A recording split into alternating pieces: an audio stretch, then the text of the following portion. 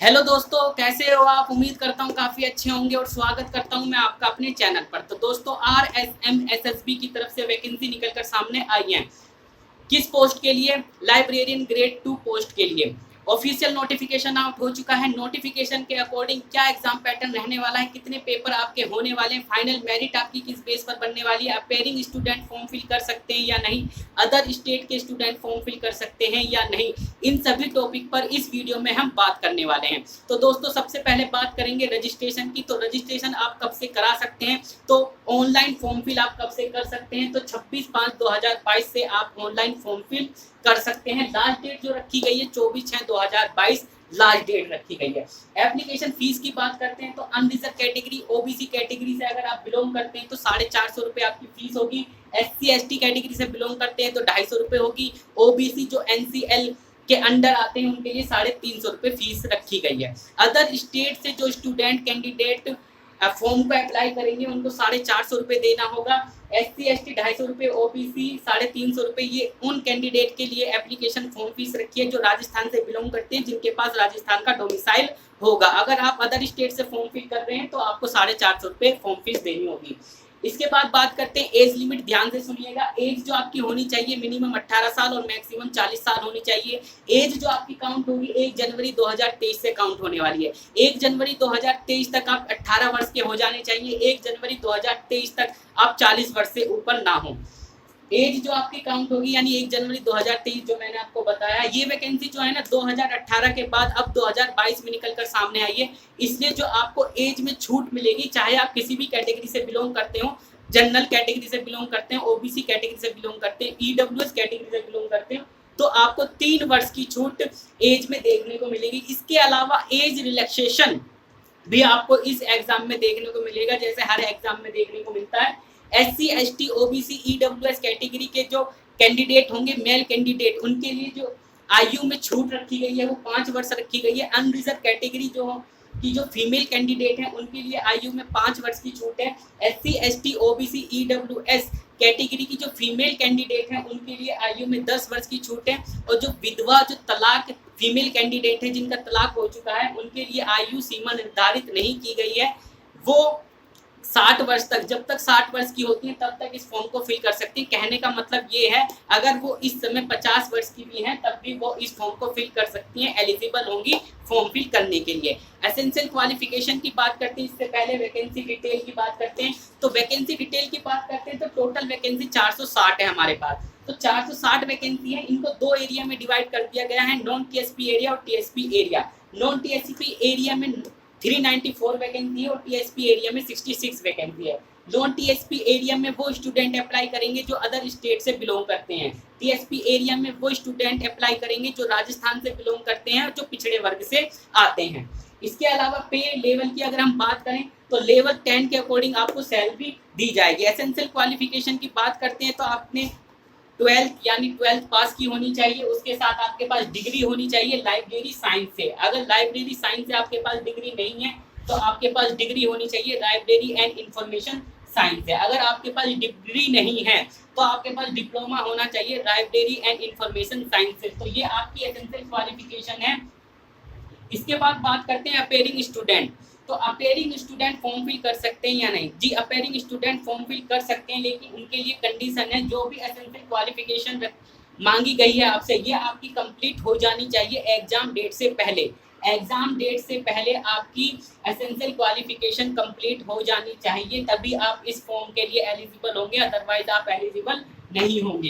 Other state के student form fill कर सकते हैं, ये मैं आपको बता चुका हूँ। अदर स्टेट के स्टूडेंट फॉर्म फिल कर सकते हैं, लेकिन कंडीशन है आपको अनरिजर्व कैटेगरी में काउंट किया जाएगा। जो आपकी मेरिट लगेगी वो अनरिजर्व कैटेगरी के अकॉर्डिंग लगने वाली है। करेक्शन की बात करते हैं, देखिए ऑनलाइन फॉर्म फिल करते वक्त क्या होता है, कभी कभी गलती हो जाती है, इन्फॉर्मेशन गलत सबमिट हो जाती है। तो उस कंडीशन में क्या हम संशोधन कर पाएंगे अपने ऑनलाइन फॉर्म में? मॉडिफाई कर पाएंगे, करेक्शन कर पाएंगे? जी हाँ, कर पाएंगे, कोई दिक्कत की बात नहीं है। कर पाएंगे तो कब कर पाएंगे?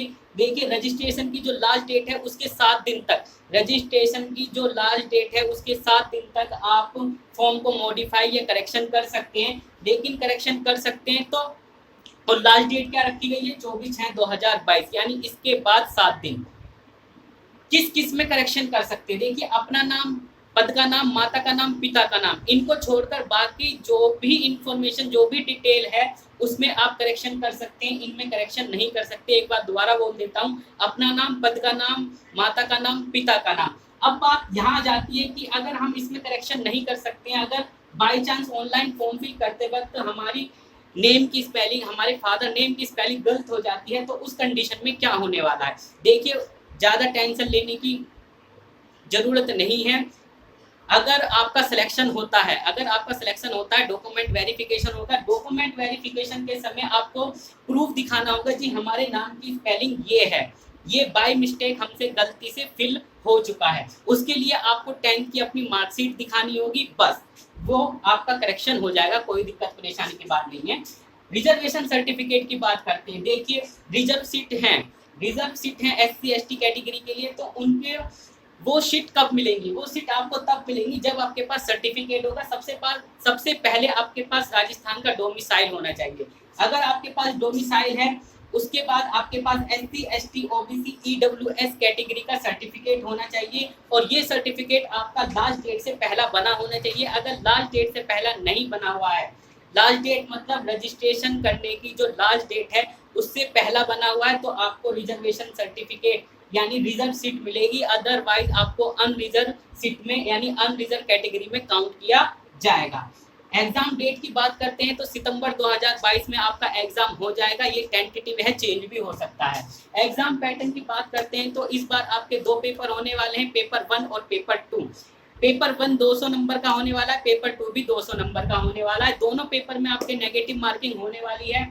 इसके अलावा जो मिनिमम क्वालिफिकेशन मार्क्स रखे गए हैं वो 40% रखे गए हैं। दोनों पेपर में आपको कम से कम 40% अंक लेकर आने कंपलसरी है। कहने का मतलब यह है, अगर पेपर 1 में आप 40% लेकर आते हो और पेपर 2 में 40% नंबर लेकर नहीं आते हो तो आपको डिस्क्वालीफाई कर दिया जाएगा। कहने का मतलब ये है, ठीक है। मिनिमम क्वालिफिकेशन 40% अलग अलग पेपर में।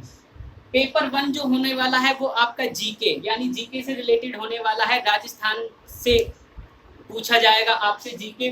पेपर 2 की बात करें तो लाइब्रेरी साइंस से आपसे क्वेश्चन पूछे जाने वाले हैं, ठीक है। तो इस तरह पेपर 1 और पेपर 2 जो होगा आपका वो इस तरह डिसाइड किया गया है। इसके बाद बात करते हैं कि फाइनल मेरिट आपकी कैसे बनेगी। देखिए, पेपर 1 और पेपर 2 आपका होने वाला है 200 नंबर का होने वाला है। इसी बेस पर आपकी फाइनल मेरिट बनने वाली है। 400 मार्क्स का पेपर हो जाते हैं आपके दोनों, तो 400 मार्क्स पर आपकी फाइनल मेरिट बनेगी। उसके बाद आपका डॉक्यूमेंट वेरिफिकेशन होगा। बात क्लियर हो गई। और जो इसके बाद सिलेबस की बात करते हैं और डिटेल में कि किस सब्जेक्ट से कितने क्वेश्चन आएंगे, वो अभी नोटिफिकेशन में मेंशन नहीं किया गया है। अपडेट हो जाएगा, जैसे ही अपडेट होता है, नोटिफिकेशन आता है तो उस पर वीडियो बना दी जाएगी, ठीक है। बात क्लियर हो गई। दोनों पेपर अलग अलग दिन पर होंगे या नहीं, देखिए अभी इस बात को कुछ नहीं कह सकते, इस बात पर, क्योंकि नोटिफिकेशन में कुछ भी मेंशन नहीं है। एग्जाम पैटर्न 2 पेपर हैं, ये भी मेंशन नहीं है। ये मैं आपको बता रहा हूँ कि इन्फॉर्मेशन निकल कर सामने आई है कि इस बार 2 पेपर होने वाले हैं। बात क्लियर है। तो और इंटरव्यू उसमें होने वाला नहीं है आपके, सिर्फ डॉक्यूमेंट वेरिफिकेशन होगा आपका। एग्जाम यानी एग्जाम देने के बाद आपका जो सिलेक्शन होगा वो फाइनल मेरिट जो आपकी बनेगी वो आपकी रिटर्न एग्जाम के बेस पर बनने वाली है। इंटरव्यू उसमें होने वाला नहीं है। तो वीडियो आपको दोस्तों कैसी लगी? अगर वीडियो आपको पसंद आई हो तो वीडियो को लाइक कीजिएगा। अगर चैनल पर पहली बार आए हो तो चैनल को सब्सक्राइब कीजिएगा। तो मिलते हैं दोस्तों नेक्स्ट वीडियो में।